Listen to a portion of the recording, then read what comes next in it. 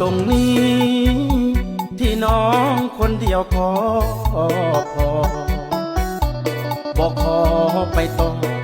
พอแล้วพอบอกกับหัวใจให้น้องไปหมดบ่เหลือความดีให้ไผน้องเป็นหญิงคนสุดท้ายเพราะอายตายย้อนความดีหยุดที่ตรงนี้เอาไว้เพียงเจ้าเท่านั้นเป็นคนสำคัญของอายเข้าสู่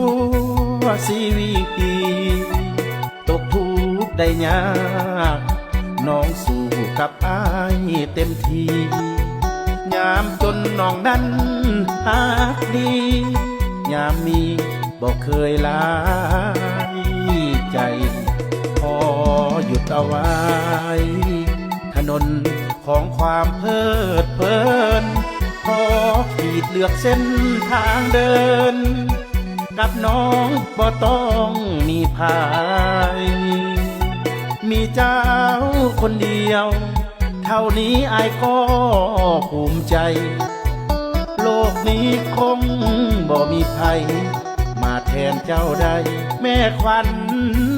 ชีวิตหยุดที่ตรงนี้บ่มี